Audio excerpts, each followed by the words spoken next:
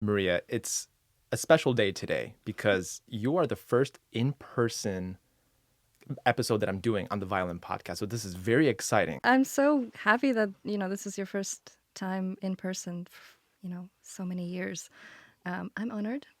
Thanks for Yes. having me. Yes, and I might have a little bit of nerves and jitters, so you're gonna have to Same. forgive me. Yeah. So I have a bunch of questions for you when it comes to your career. But you're a Boston person right now. You live in Boston.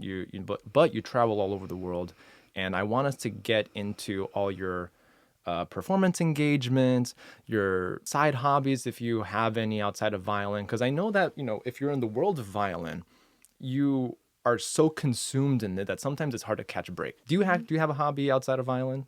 Not particularly like what most people call hobbies. I don't really have one, which is so sad to say. I need to get one. But I mean, I love to read. I love to cook. I think cooking, especially when I get back to Boston, is something that gives me a lot of joy. Baking projects. So, Baking. Oh, I'm a sucker for a good apple pie. oh my God, I love me apple too. pie. Yes. If you want to be my guest on the Violin Podcast, bring me some apple pie to Boston, and you're in. You're in. I know that the members of the Calder String Quartet, we talked about having coffee as like the first thing that we get up in the morning and even at night. Are you like a morning person or a night owl? Because for me, I struggle. I got to tell you, I struggle performing at night because I'm a morning person. Are you in the morning or in the afternoon or evening? The problem is, I aspire to be a morning person. Like, that seems to me the perfect ideal. I feel the best in the morning, but of course, with the schedule of a performer, you have to perform at night. So I'm not always a morning person, but when I have some time free, yeah, I get up, have a nice cup of coffee, and it's sort of a relaxed morning. Then I can get to work. Awesome. So let's dive right into the performance schedule because as I see on my computer, I'm going to go to the upcoming page, and since September, you've been a busy woman. You've been okay, so January, you've been in Zurich on the 9th, you're in Germany on the 15th, and then on the 20th you're in Kansas City. You're all over the place, and then recently you just performed with Mark Churchill's group, Symphony Pro Musica. How did that go? Yeah, a lot of fun. It was the first time I played Beethoven Concerto. That was So Beethoven? Oh, let's talk about Beethoven. let's talk about You Beethoven. know, I actually did a YouTube short recently how how Beethoven can make three notes magical, like in the second movement. Yes. Isn't that the most beautiful? Because people say that Beethoven can't write a melody. What? Some people do. Show me those people. Exactly. What? Exactly. That's ridiculous. It's ridiculous. What are some things that you like about the Beethoven Violin Concerto? Because to me, it's a classical concerto, but it has such purity into it. Describe your thoughts on that. Yeah, well, we just talked about melodies. I love the melodies in the Beethoven Concerto. I know many people say that the violin part is a lot of, scales, arpeggios, accompaniment to what the orchestra does with the melodies. But first of all, whenever the violinist gets the melodies, they are heavenly, they are magical, they're some of the most beautiful melodies written, I think. But also with the accompaniment that we have to do, the accompaniment sort of like flows around what the orchestra does. It goes in and out. It's like a body of water sort of gathering all the beauty that is happening in the orchestra. And at first it was daunting. I'm like, oh gosh, I have to play, all these octaves and scales, and how am I going to make music out of that? But with the orchestra, it fits so well together, and it's the most joyous thing to perform. It's a really delightful concerto. Yeah. I don't think there's a single bad note. No. You're right. There are some concertos where I'm like, I don't know. Yeah, like one measure or two, it's like, get rid of. Not this. Something that comes to mind is not a concerto per se, but it's like the Andante from the A minor Bach. That transition, that repeat is kind of awkward, especially in the second half. I don't know if you. Oh, I see. That to me Yeah. is kind of awkward. That's like one of the couple measures that I think of as like an awkward transition. Bach usually Sure. is pretty on his game, but in the last two measures of that Andante with the repeat, it's kind of strange to me. But Beethoven, however, is one of the greatest composers ever, and he wrote a concerto. He didn't write many violin concertos. He wrote a lot of piano concertos, but there's only one violin concerto. For those of you who are listening to the Violin Podcast for the first time, want to get to know Beethoven Violin Concerto, highly recommend. Highly recommend. Yeah. There's this conversation about Beethoven where he's always trying to reach for the divine. That's Mm. something that I've talked about in the podcast in the past. What does Beethoven mean to you? Not just this concerto, but Beethoven as a person, as a composer, as a musician.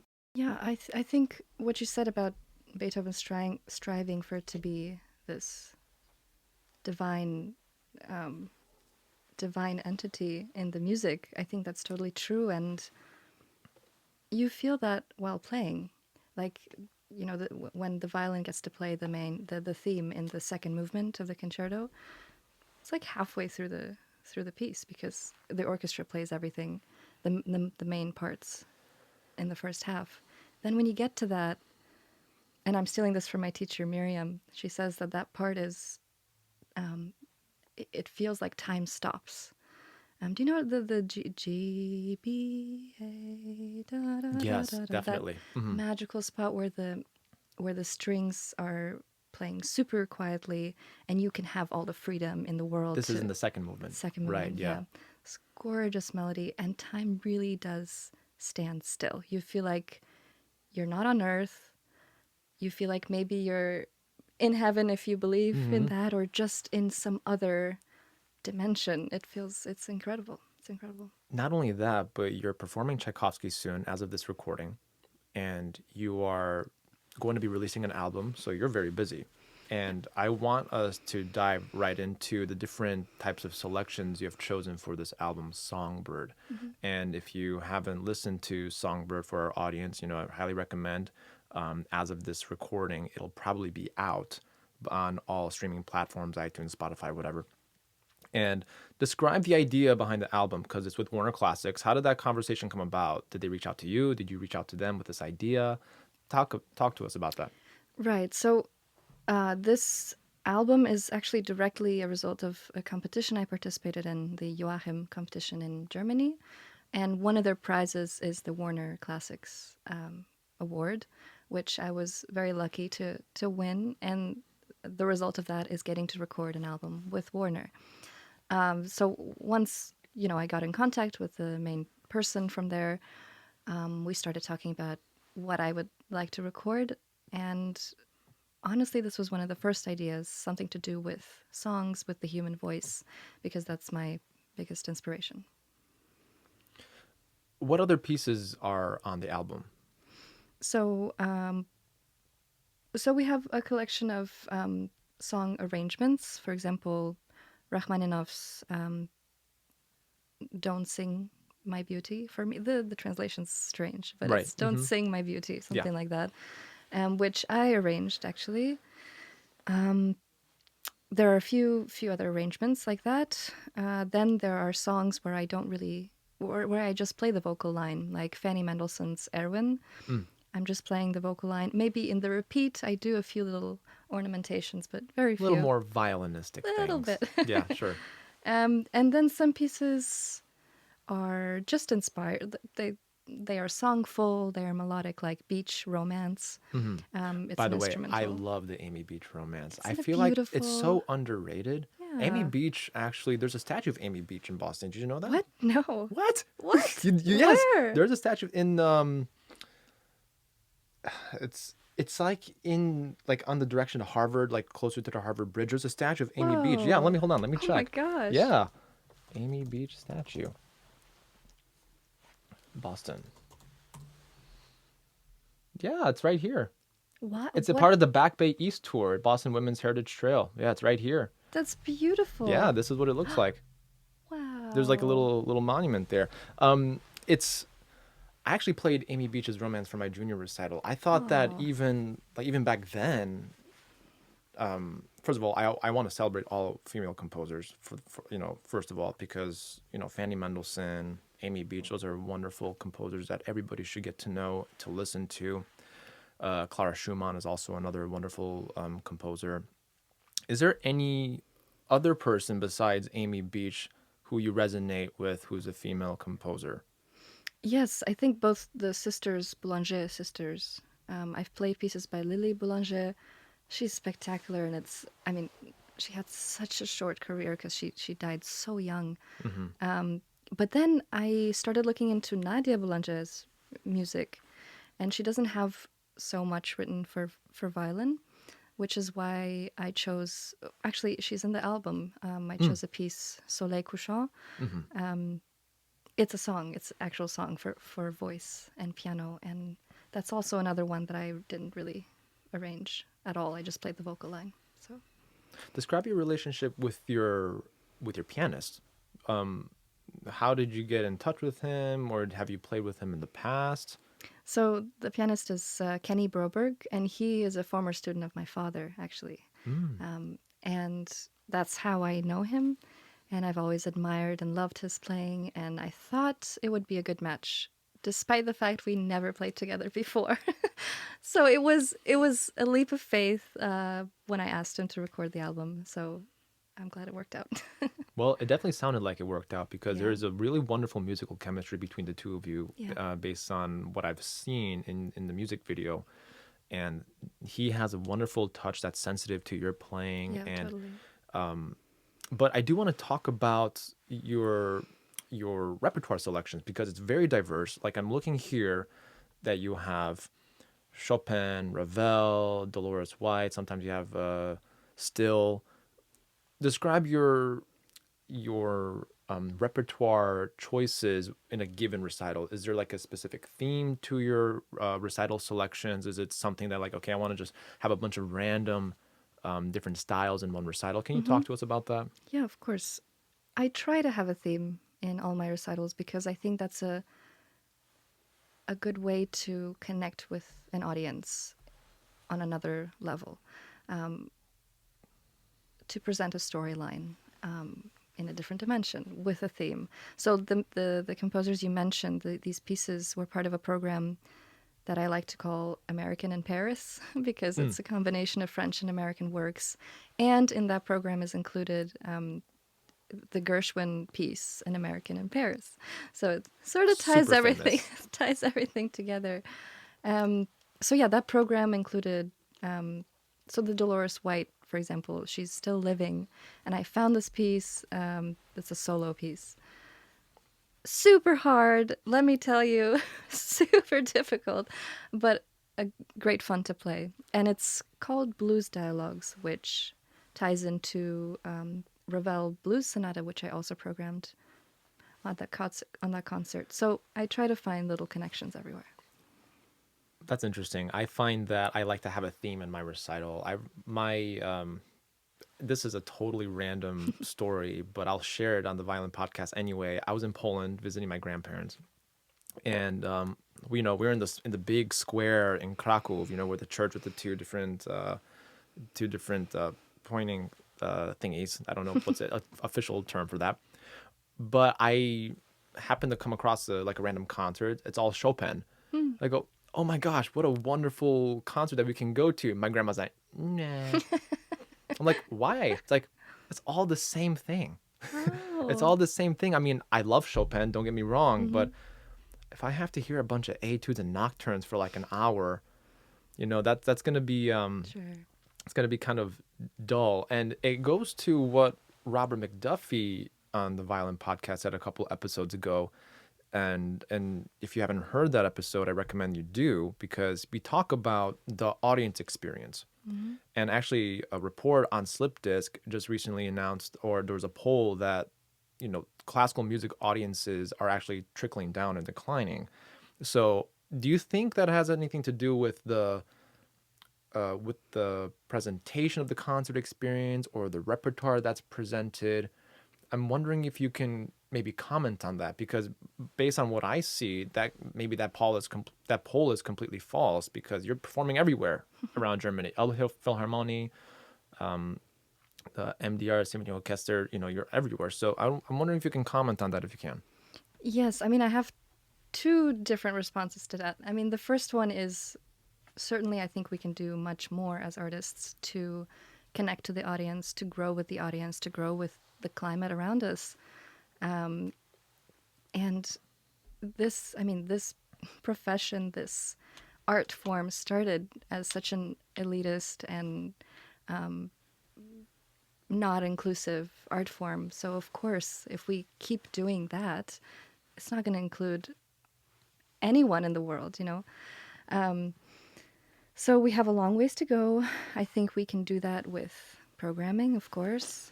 We can do that by speaking to the audience before the concert, speaking on stage. I think that brings you closer with people who are listening to you. But my other response to that is backing up. So my father won the Van Cliburn competition in 2001, and through that became very close to Van Cliburn. And I remember there was a dinner that I was lucky enough to attend with my dad and Van Cliburn and my mom. And we were talking about the same thing, like, oh, classical music is dying, right? Like, what are we going to do? What is the future? And Van Cliburn was just like, you know, we had the same conversations when I was a kid. Same conversations. People kept saying, oh, classical music is dying. So these conversations keep repeating themselves. So hopefully it's not the case. You know, that you bring up many interesting points already. I think I'm a big fan of Joseph Haydn. I love Joseph Haydn because to me, he is, you know, the OG entrepreneur in terms of the music world. Because if you really think about it in 21st century terminology, what he did was create music content. And to that, literally, is a symphony or a quartet or whatever, right? You know, he was hired by the Prince of Esterhazy. If you guys don't know the history, recommend you read up on that. And I, for one, love the guy because I look to him as inspiration for, you know, what we can do right now in the 21st century. You just got to make a lot of content, whether it's recording albums, whether it's composing, whatever you need to do. You just need to do it at mass scale. And I think that's what makes us appreciate the likeliness of, you know, Bach, you know, Clara Schumann, Amy Beach, all those wonderful composers. And yeah, I don't, you know, there really isn't an answer, like a direct answer. I feel like there are so much studies, and I think it's just the media trying to create fear, you know, not to be political, but like in terms of classical music. And I think us classical musicians, we read that and we do get scared. We do get scared. And I think classical music, in my eyes, I was attending a Handel and Haydn concert, Beethoven 3, Eroica. Classical music's live and well, I think. And I guess it depends on what pockets you're talking about. Like, Boston definitely is a big music hub. You can find all sorts of different music, classical, pop, hip hop, rap, whatever. But I think that's, you know, a conversation we'll continue to have on the podcast with future guests to come. I think I even spoke with that with, you know, with Robert McDuffie again, because he's fresh in my mind. I recorded that episode recently. So good. So I want us to transition to the violin part of the Violin Podcast. Now that we've discussed your career a little bit, I would love to talk about the violin that you're playing on and your approach to the violin technique, all that stuff. Sure. So I've gone through so many changes with different violins in the past year, actually. But currently I'm playing a Brothers Amati violin that actually Serena Huang played recently. That's right. Yeah, we were talking about that before we started rolling, and you have the violin in the studio. Yes. The one that she won the Indianapolis competition with. Yes. How did you manage to get that? Serena, hi, hello, if you're listening. Total luck, actually. You know, as young artists, we're always searching for an instrument to play. They cost a ridiculous amount of money. So we keep searching for someone who's gracious. It'll cost me a kidney and maybe a liver, 2 livers, and I don't have more than one.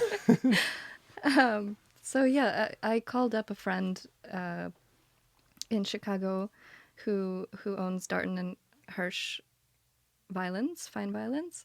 I'm butchering the name of the shop, but I called him up and I asked, is there anything possibly that I can play on for the near future? And he said, actually, Serena's about to come on a Friday to drop off the violin that she was just playing on, the Samati. Would you like to try it? I said yes. I immediately flew to Chicago, tried it for like 3 hours, and Fell in love and took it. And then I had a concerto performance like 2 days after I took the violin.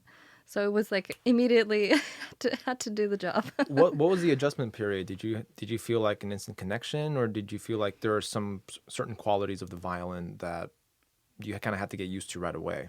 Yeah, I had to get used to it a little bit because it's a very sensitive instrument in that it has such a personality on its own.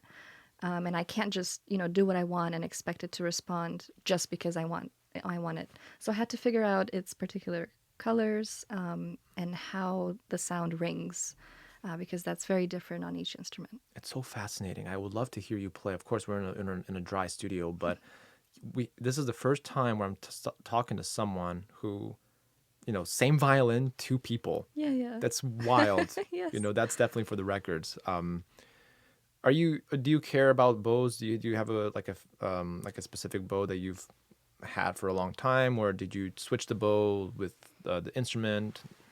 Yeah, I wish I knew more about bows. I wish you know, had a bigger knowledge on, what kind of wood or, what that does.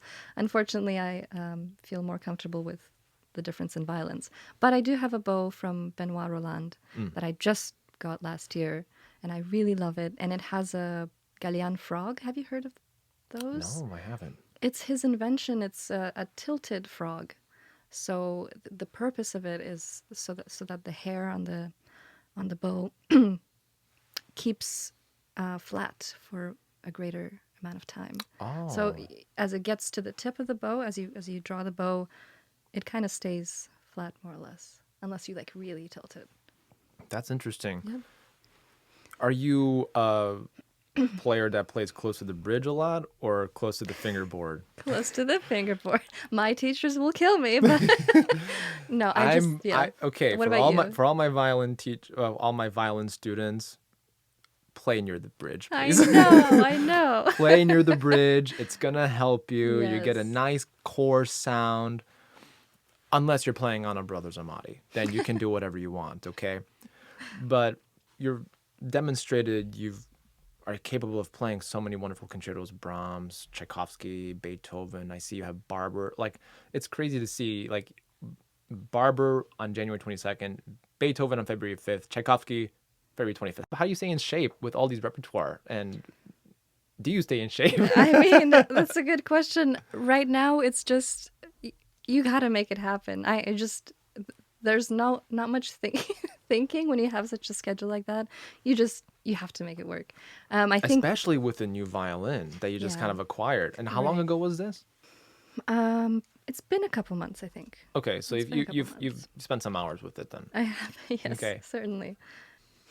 What kind of literature are you interested in? Like, do you read all like music stuff? Do you do all sorts of like fiction reading? Like, I'm a sucker for sci-fi. Really? Yeah, one of my favorite authors is Max Berry, who's this Australian author. That's like something I like to do outside of music because, like I said before, I'm sure you feel this way that you feel so consumed in this career where you're traveling and you're performing so much that we forget to take care of ourselves. Am Yeah. I right? Yeah, for So, sure. actually, this is a good segue. What are some tips that you can offer to violinists in terms of like mental health and self-care when you're a violinist, especially with such a vigorous schedule like yourself? Well, of course, this applies to all musicians. I mean, really, I would say take it seriously. Take the self-care seriously. I used to not take it seriously. I thought it was an excuse. I thought it was like, some sort of laziness, but that is so far from the truth. We really have to take care of ourselves first in order to be able to serve the music. Yeah. Sorry. I know it's so dry in here. Let me get some of that. Yeah, get that water and I'll drink some too. That leads me to the violin part of the Violin Podcast when it comes to practice technique. Because I feel like a lot of what I teach, and maybe you can comment on this, practice is just understanding the behavior, the behavior towards practice. And how do you approach practice? Do you start with scales? Do you have some quiet meditation when you think about the music? I'm just making stuff up, but how do you start your practice sessions and how do you proceed with practice? Lately, because of the amount of repertoire, I've been warming up with passage work from the repertoire. Like if I'm not gonna practice Shostakovich Concerto today, I will warm up with passage work from it. There are so many scales and arpeggios in all of these works where we can warm up and at the same time get a little closer to progress with those pieces. So that's how I warm up. So you're actually doing two things at once. You're actually studying the repertoire, you're practicing, you're warming up, but then you realize that the piece actually has a bunch of scales and arpeggios, so you're actually doing two things at once. Yep. If you're my student listening on the Violin Podcast, practice your scales. In the beginning, they help.